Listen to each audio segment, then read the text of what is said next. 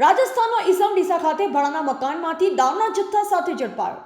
ગુજરાતમાં દારૂના વેપાર પર પ્રતિબંધ હોવા છતાં પણ લોકો ચોરી છુપી દારૂનો વેપાર કરતા જોવા મળે છે। ત્યારે કહેવાય છે કે ગાંધીના ગુજરાતમાં દારૂની રેલમ છેલમ છે જ તેવી રીતે બનાસકાંઠા જિલ્લાના ડીસા ખાતે રાજસ્થાનનો ઈસમ ડીસા પાટણ હાઈવે પર આવેલ ગણેશ કૃપા સોસાયટીમાં મકાન ભાડે રાખી રહેશે ને ત્યાં દારૂનો વેપાર પણ કરતો હોવાની ખાનગી રાહે બાતમી મળતા ડીસા શહેર દક્ષિણ પોલીસ તપાસ કરતા મકાન ભાડે રાખી દારૂનો ધંધો કરતો હોવાની ઘટના સામે આવી છે।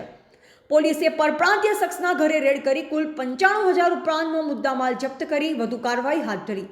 જાણવા મળતી માહિતી અનુસાર ડીસા પાટણ હાઈવે પર આવેલ ગણેશ કૃપા સોસાયટીમાં છેલ્લા ઘણા સમયથી દારૂની હેરાફેરી થતી હોવાની પોલીસને માહિતી મળી, જેથી ડીસા શહેર દક્ષિણ પોલીસની ટીમ ખાનગી રાહે તપાસ શરૂ કરી।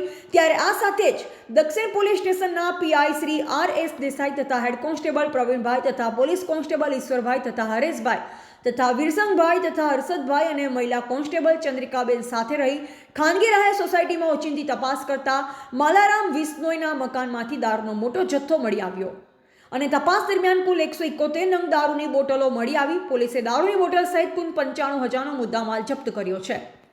જ્યારે ઝડપાયેલ શખ્સની પૂછપરછ કરતા તે રાજસ્થાનના જાલોર જિલ્લાના વર્ણવા ગામનો વતની મલારામ હરચંદજી વિશ્નોઈ હોવાનું જણાવ્યું। તેમાં ડીસા શહેરમાં છેલ્લા 10 વર્ષથી તે મકાન ભાડે રાખી રહે છે અને દારૂનો ધંધો કરતો હોવાનું જણાવ્યું। પોલીસે દારૂના જથ્થા સાથે તેની અટકાયત કરી છે। તેની સામે પ્રોહિબિશન એક્ટ મુજબ ગુનો નોંધી વધુ તપાસ હાથ ધરી છે। અહેવાલ અમૃત માળી, સંબંધ ભારત ન્યૂઝ, ડીસા।